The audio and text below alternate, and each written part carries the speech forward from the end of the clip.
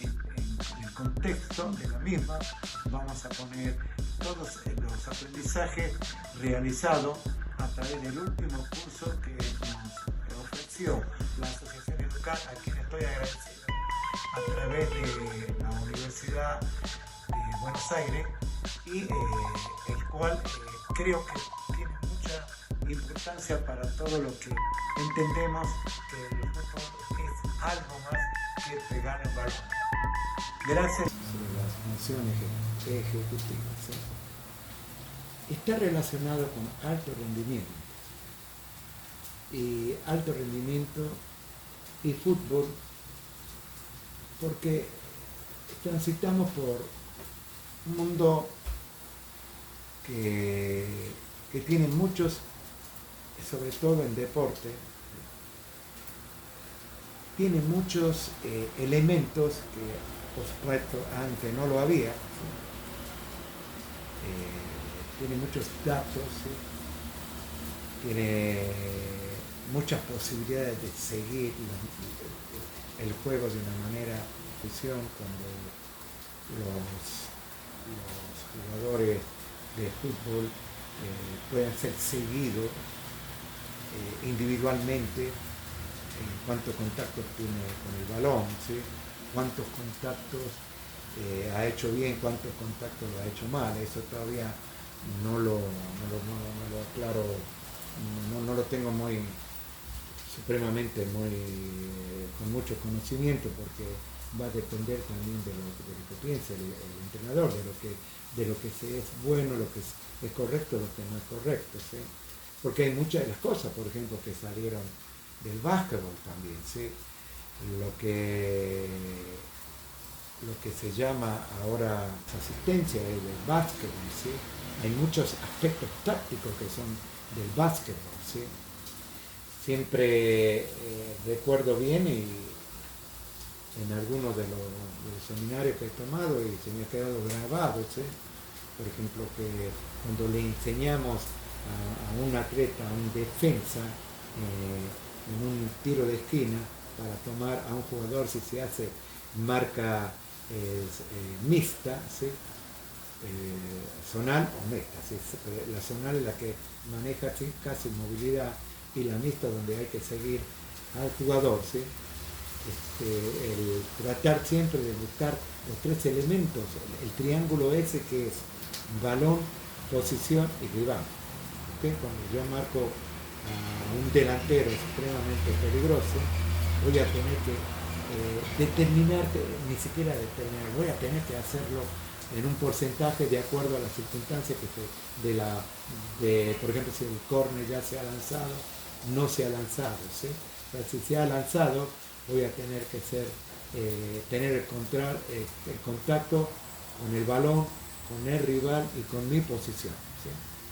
Y entonces recuerdo bien que un entrenador, ¿sí?, nos enseñaba, sobre todo a los que no teníamos la marca como un nivel alto, porque, por ejemplo, en mi caso yo era un delantero, y algunas veces cuando el entrenador me decía baje y va a ayudar en el área también, tenía que recordar lo que tenía que hacer dentro del área, ¿no? Entonces recuerdo cuando al jugador y el jugador se movía y tenía que mirar la pelota y mi posición, ¿sí? Lo que hacía era buscar, tratar de que si se ponía detrás mío, tocarlo con la mano y ya sabía que estaba, o si verdaderamente no estaba, ¿sí?, giraba e iba a buscarlo directamente al jugador para que no entrara, en el supuesto caso, en contacto con el balón para poder llegar al gol, que era el objetivo de él, y el mío, o el de los jugadores que estaban en defensa, era anticipar. Entonces, imagino que los grandes jugadores, voy a nombrar a alguien, aunque es en mi país no lo nombra todo el mundo, que es Lionel Messi, ¿no? Yo creo que tuvo mucho que ver el sueño para tener los cambios que ha tenido, ¿sí?, últimamente. Aún más, me atrevo a decir que hubo un cambio grandísimo después de la pérdida de Argentina en el último mundial de Qatar, cuando él se veía las fotos que tengo, porque yo iba a hacer, nunca lo llegué a hacer, una charla por Zoom sobre esto, lo que voy a comentar, se lo veía abatido, demacrado, ¿sí? Cuando va saliendo de la cancha, era el líder del equipo, y cómo podía él en el próximo partido que fue en México poder llegar a un nivel como tal lo llegó. Entonces creo yo que en ese trabajo que hicieron en los días anteriores al partido con México, hubo un gran grupo interdisciplinario que trabajó, y creo que lo trabajó en la cancha, ¿sí? en el campo de juego, ¿sí? Porque ahí donde es importante mostrar y el jugador puede discernir, ¿sí?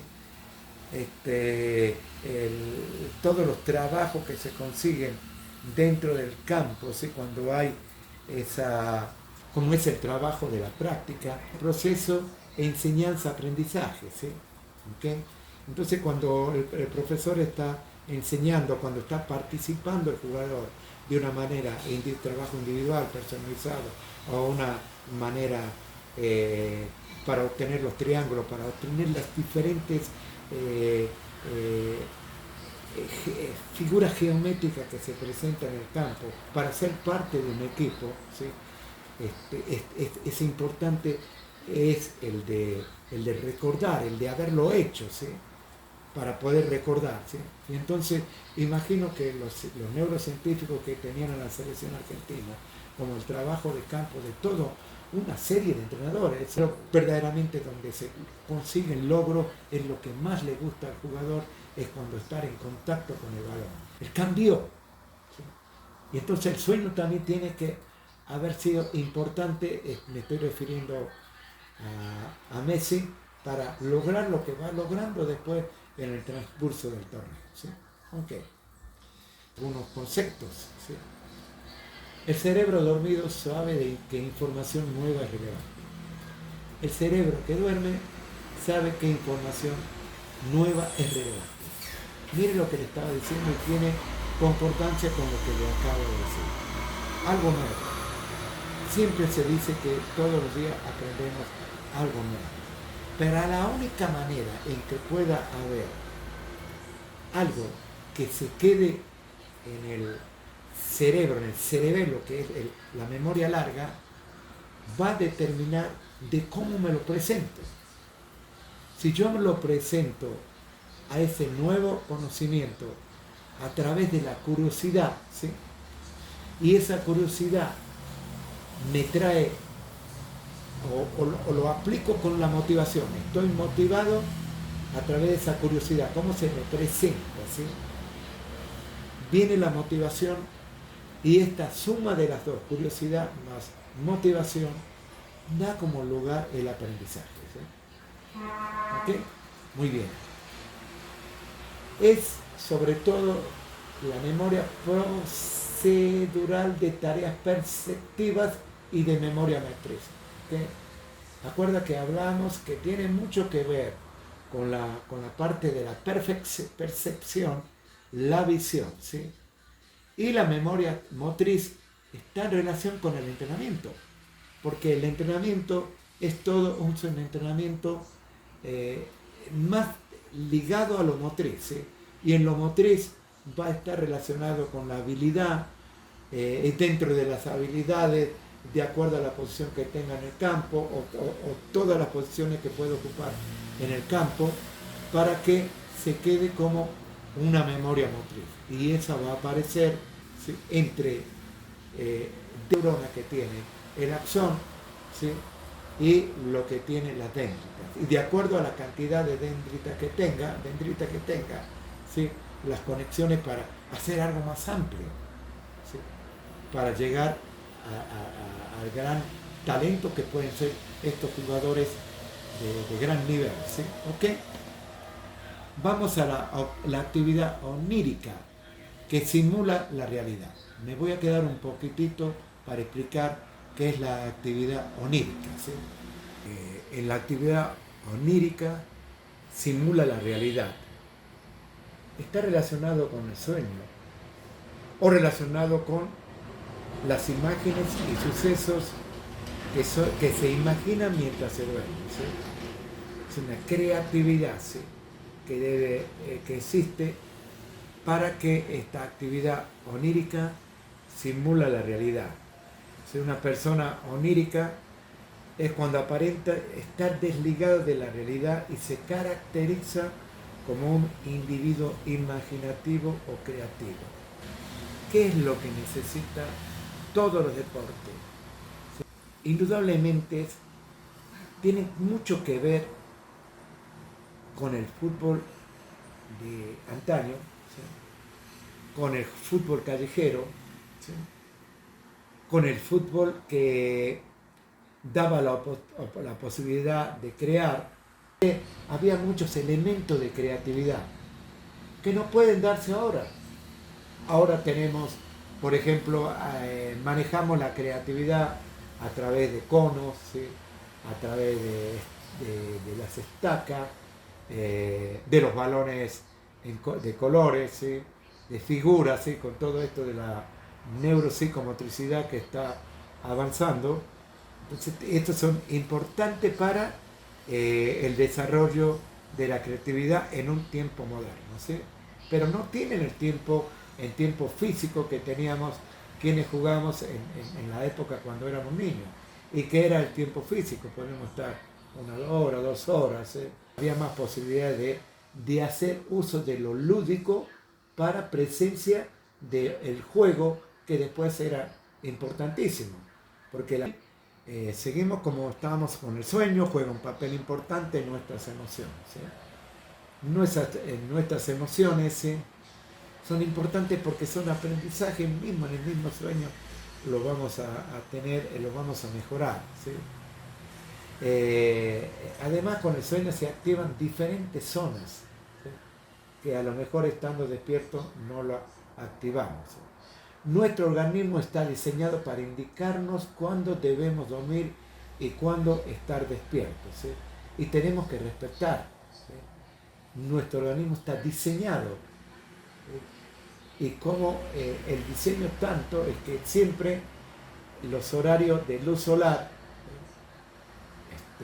es el ideal para hacer todas las actividades. Ahora se ha extendido más para llegar al sueño, porque hay estudios nocturnos, universidades que terminan 10, 11 de la noche, gente que está trabajando hasta esa hora, acorta ese tiempo de sueño relativamente, ¿sí? Porque se tendría que tener una disciplina para llegar a acostarse y conciliar el sueño. Nuestro organismo está diseñado para indicarnos cuándo debemos dormir y cuándo estar despiertos. Ok, pasamos.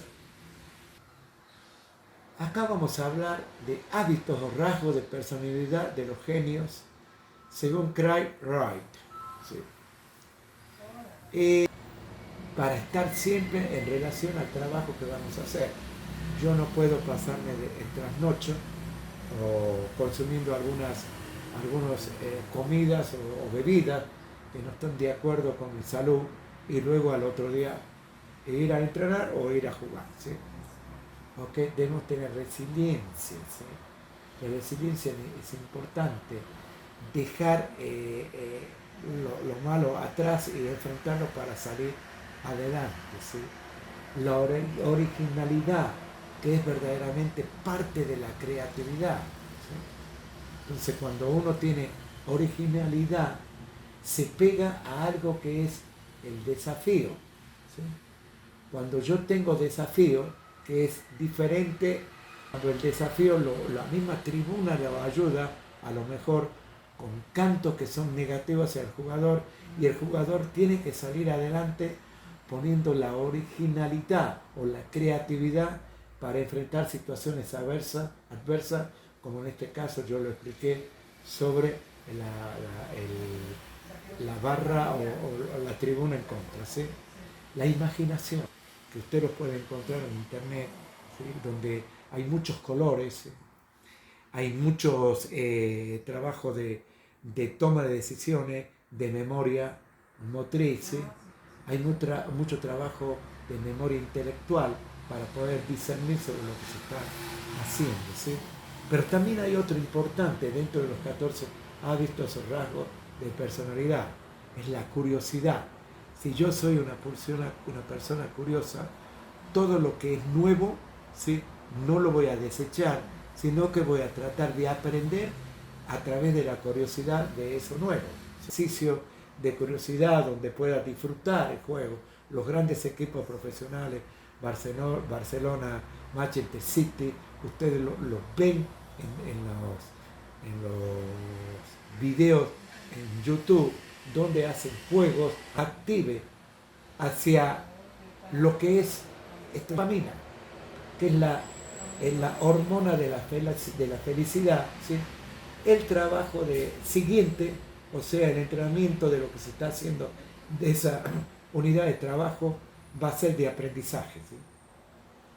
Pero hay una importante habilidad o rasgo o hábito que deberíamos tener, es la pasión, ¿sí?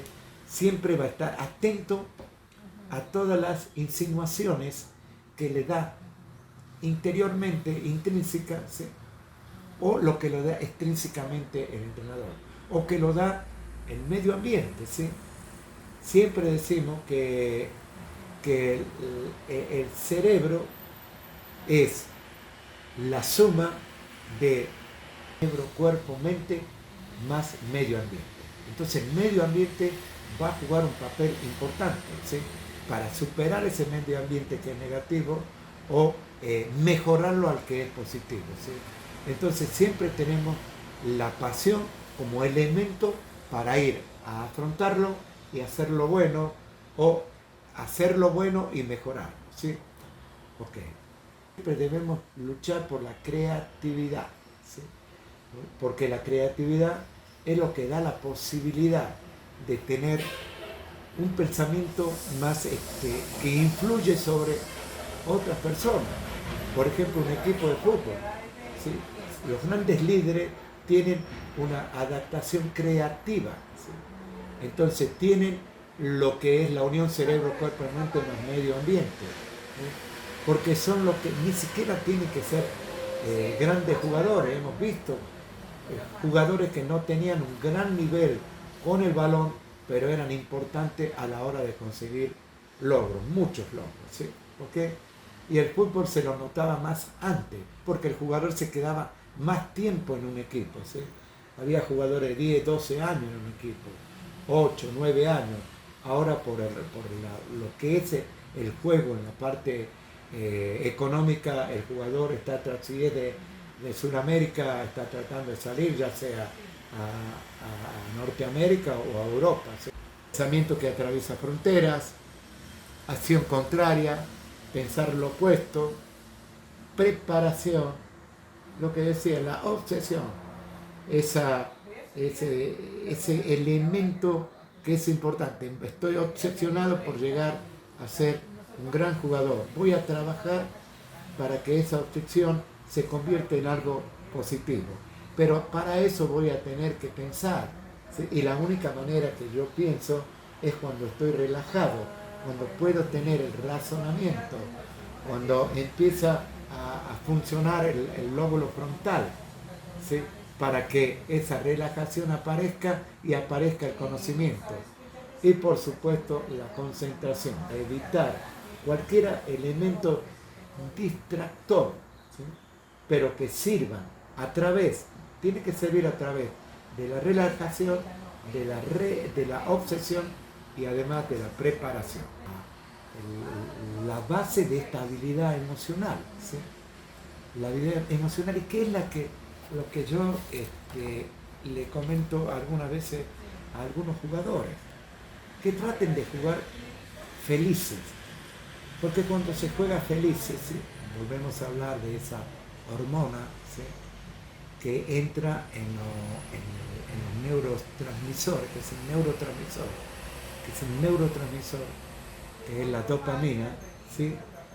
Porque la dopamina está considerado un una hormona de la felicidad, ¿sí? Bien entendida, la felicidad. Cuando uno está feliz, ¿sí? Tiene menos gasto energético, ¿sí?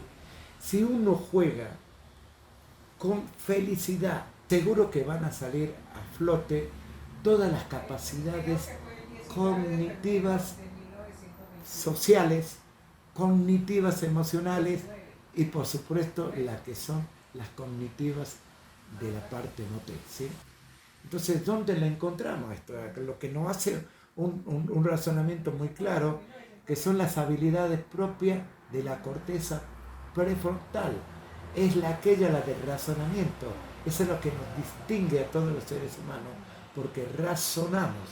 Y el razonamiento permite que haya nuevas conexiones en el cerebro que nos permite sacar conclusiones valiosas que no tienen mucho gasto energético, pero que nos ayudan a que todo lo que ahorramos sea puesta en una causa, por ejemplo, cuando se juega un partido de fútbol, ¿sí? Pero si tenemos deficiencia, ¿sí?, de las funciones ejecutivas, ¿sí?, todos los aspectos del comportamiento, tanto las habilidades cognitivas, sociales y emocionales, se van a ver afectadas, ¿sí? ¿Ok? ¿Por qué? Porque ejerce el control y orientan múltiples funciones cognitivas, emocionales y sociales, ¿sí? Entonces, lo que hace es orientarlo a esas deficiencias que no tenemos nosotros buen razonamiento. Y me gustaría aclarar un poquito el razonamiento. Vamos a suponer que ese razonamiento tiene que aparecer en un campo de fútbol. ¿Qué es el razonamiento? Es la capacidad de razonar, y esta capacidad de razonar supone conexión. El razonamiento está ligado a la lógica. Usa la lógica para crear un proceso intelectual con las premisas o datos ya conocidos y comprobados, para crear un proceso intelectual que no son conocidos a fin de llegar a una conclusión, ¿sí? Acá se debe llegar a una conclusión, ¿sí? Cuando uno hace un razonamiento, no es que la conclusión la voy a obviar, ¿sí?, porque ha tenido el tiempo para razonar, ¿sí?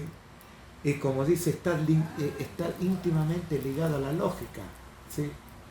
Y no es a mi lógica, es a la lógica de lo que he aprendido.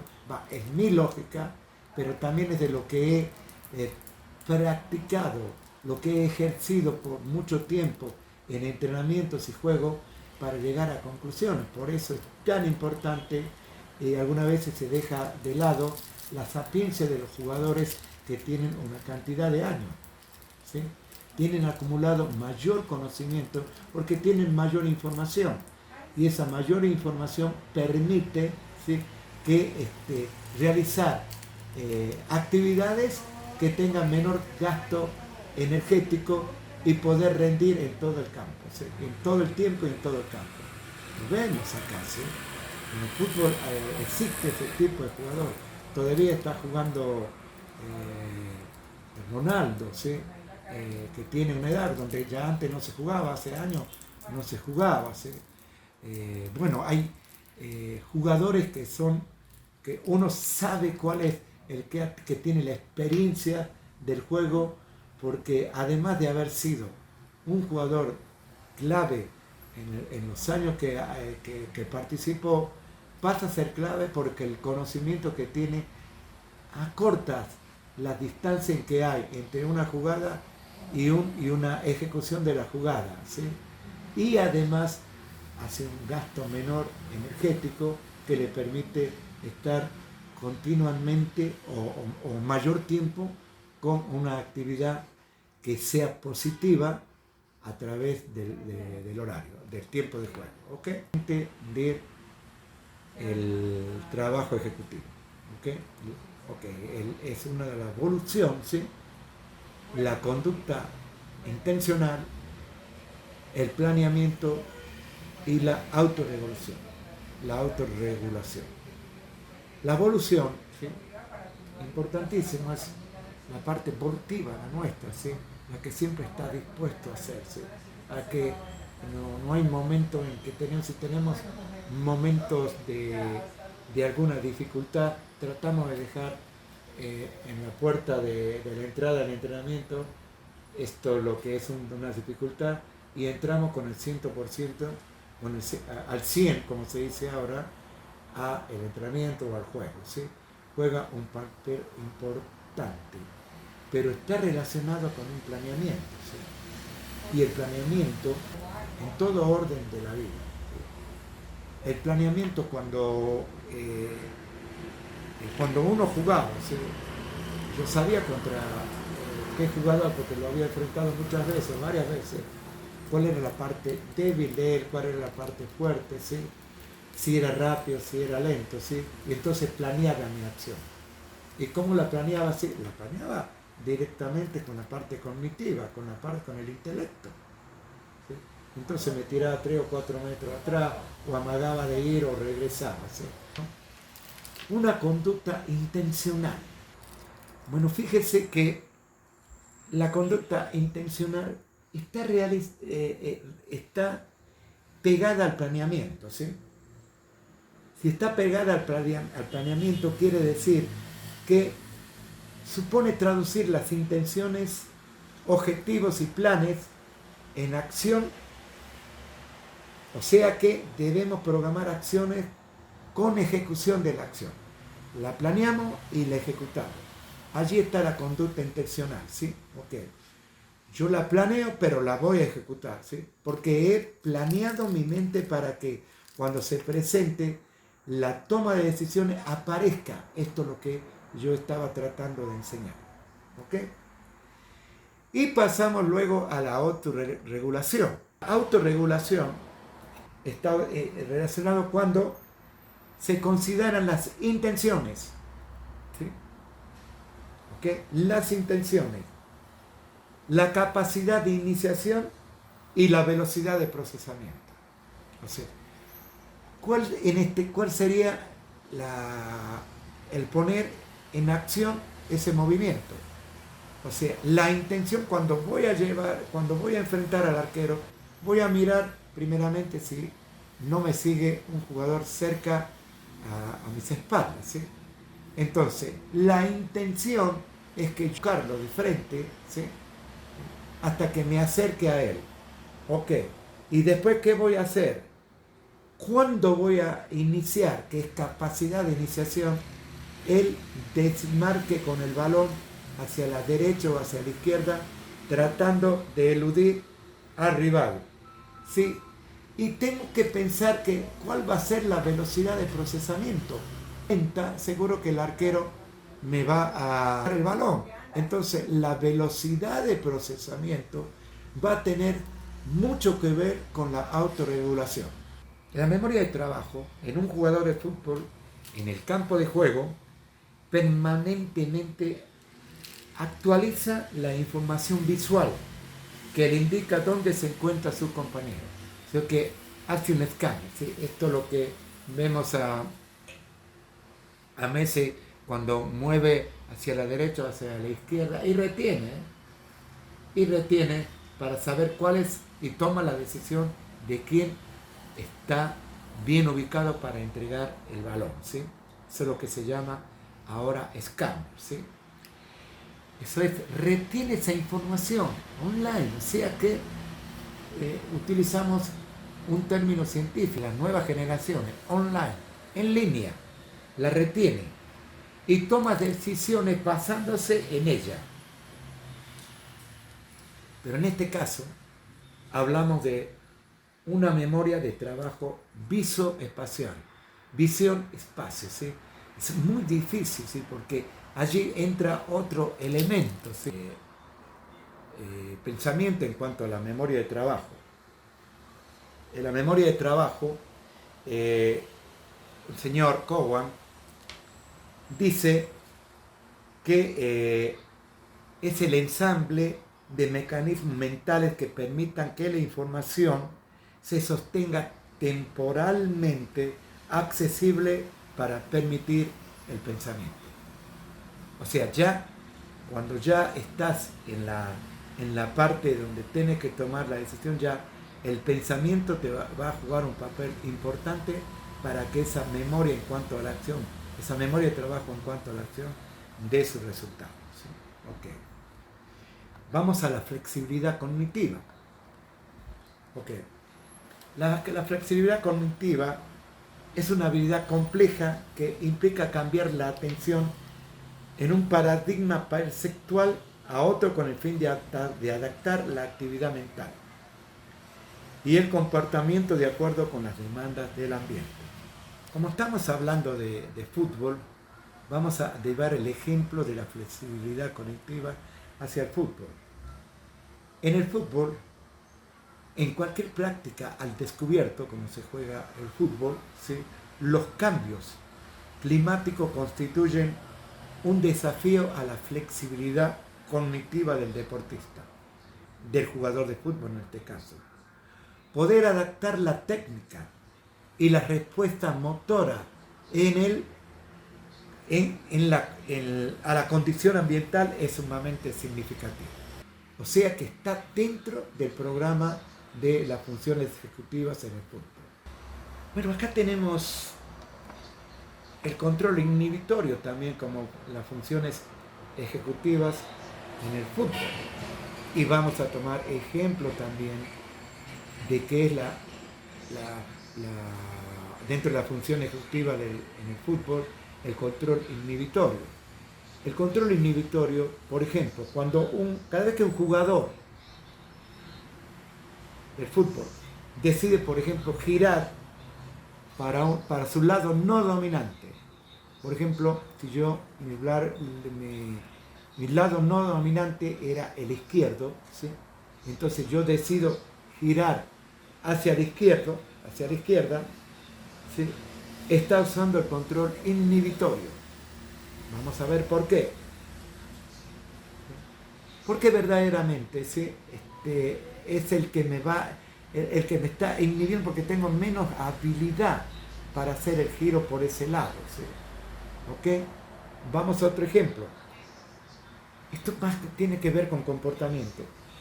Un jugador que insulta o agrede a un árbitro, sabiendo las consecuencias de esa acción, falla en su control inhibitorio. ¿Sí? ¿Ok? Eso es más profundo ya. O sea, no hay concentración, no se puede contener, no está utilizando mucha adrenalina y por eso es que actúa de esa manera, ¿sí? Entonces también dentro de las funciones ejecutivas en el fútbol, el control inhibitorio, ¿sí?, juega un papel importantísimo, ¿sí? Están muy ligadas a elementos que han sido aprendidos, ¿sí? Y cuando digo aprendido, por supuesto ha sido con anterioridad, para que salgan a cumplir su función a través de la toma de decisiones cuando existe algún problema, ¿sí? Entonces, no es algo que aparece en ese momento solamente, no es en un segundo tomo la decisión, ¿sí? No, tiene que aparecer porque hay una respuesta a todo el conocimiento que yo haya introducido en mi memoria motriz, ¿sí?, para que dé una respuesta cuando la situación amerite, ¿sí? Entonces, la toma de decisiones es algo que está implícito si se ha trabajado en el cerebro y va a tomar la mejor decisión por una razón. La mejor decisión va a ser la que tenga menos gasto energético y como el cerebro siempre quiere ahorrar, sería una respuesta válida el que va a tomar la mejor decisión. Algunas veces se puede equivocar, como vemos en algunas veces que en un partido un jugador quiere ubicarla, toma la decisión de ubicarla en un costado para realizar el gol, pero no logra porque a lo mejor, ¿sí?, apretó la tecla equivocada, ¿sí? O sea que no fue concreto en lo que se quería hacer, o sea que la información anterior a la toma de decisiones no fue muy aceptable para que esa misma aparezca. ¿Okay? vuelvo a agradecer el tiempo que han empleado, si es que lo han visto todo el programa. Un aporte más para a quien lo quiera tomar, hacer fuerte con los grupos que trabaja, ¿sí? Pueda ponerlo en práctica. Y la única manera de saber si sirve o no es cuando ponemos en práctica las cosas, ¿sí? Y siendo en verdad muy honesto en la respuesta, ¿sí? Las ejecutivas, ¿sí? Es el tema que hemos tratado, ¿sí?